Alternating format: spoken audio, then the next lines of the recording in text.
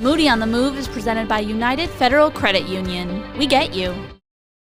Hi everybody, it's Pat Moody, and it's time once again for another edition of Moody on the Move. And this time we are taking you to Wightman. And man, I'll tell you, you're going to find a lot of information about this company that you never knew before. And you're going to be proud that we have them right here in Michigan's Great Southwest. And it's all thanks to our good friends at United Federal Credit Union. We get you.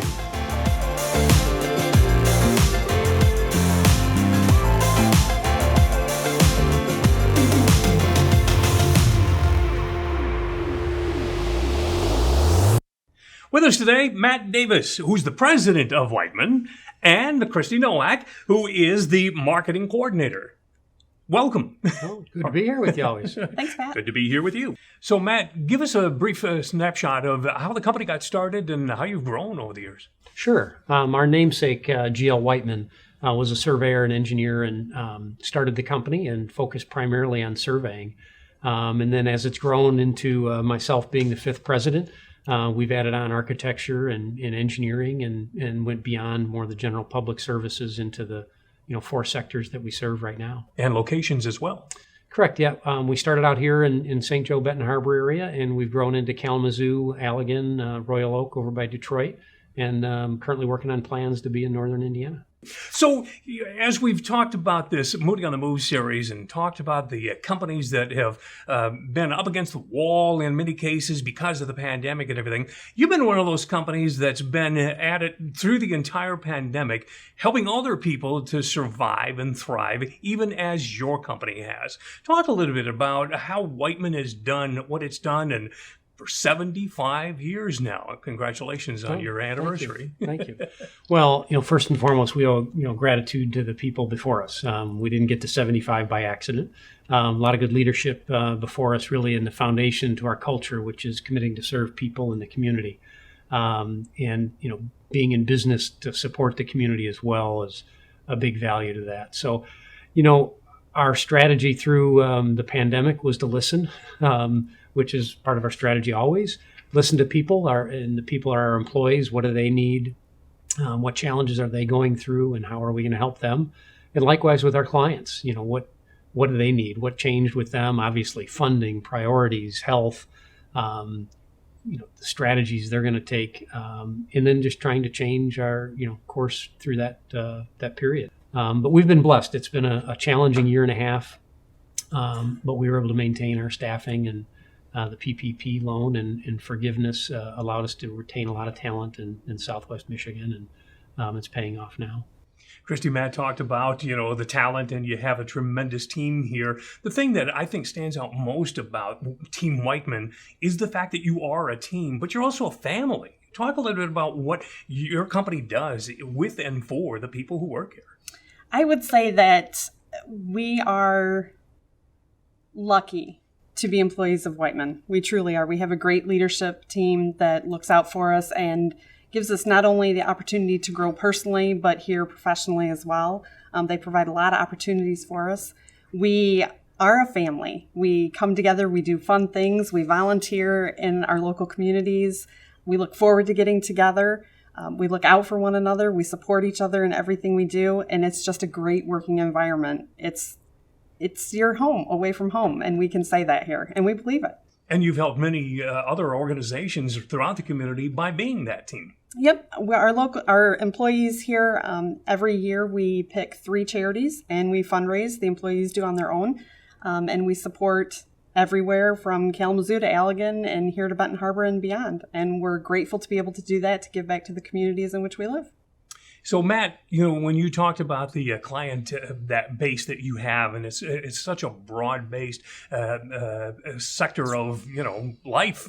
But one of the more dynamic programs that a lot of people can see by simply driving around Southwest Michigan is a program that you put together for the community of Cassopolis. Talk a little bit about that amazing program. Sure.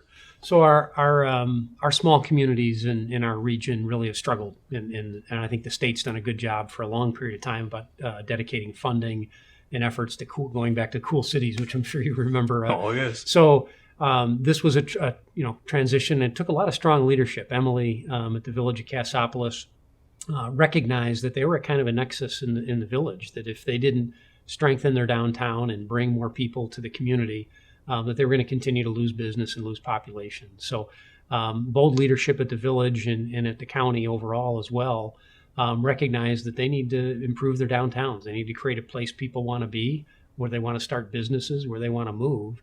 And Cassopolis was fortunate that they have a lake right there tied to their downtown. And it's pretty unique. I mean, St. Joe's is a little bit similar. A natural feature tied to high density population equals a ton of potential.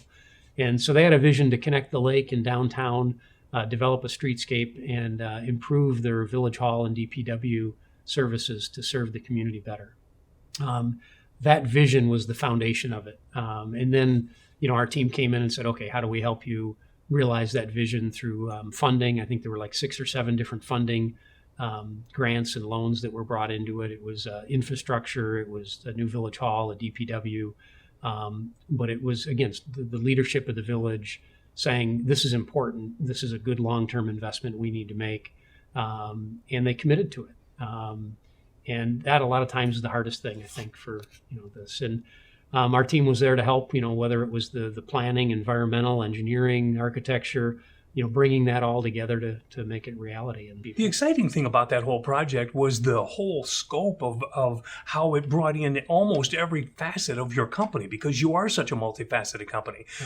Tell folks about all of the areas that you serve. You have mentioned some of them in architecture and engineering and so forth. Sure. Yeah. I mean, I think that we had 80 people that actually spent time working on that project. So we're about 150 people now. So that's a significant number of people. But, it started with the planning and visioning in our planning department and helping them, coalesce that vision they had into a plan.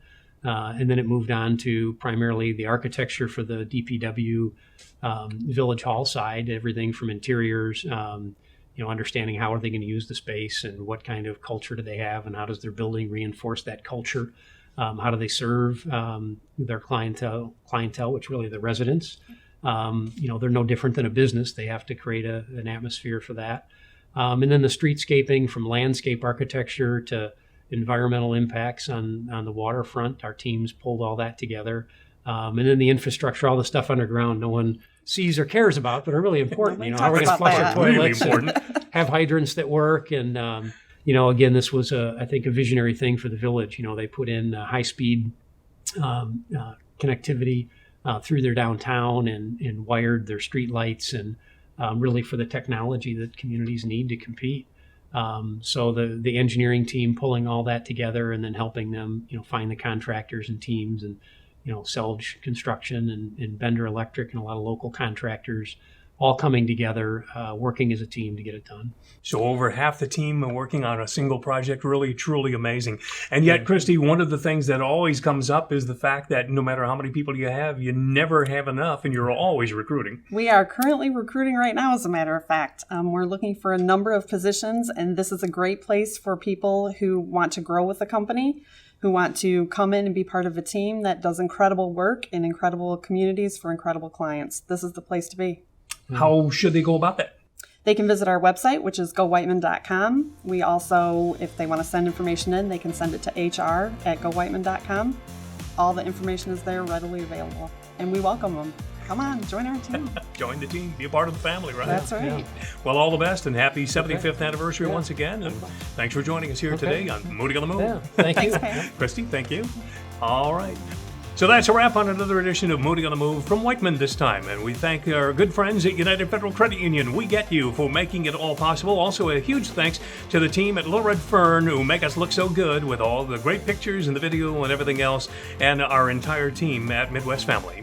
Thank you much, and we'll see you next time on Moody on the Move.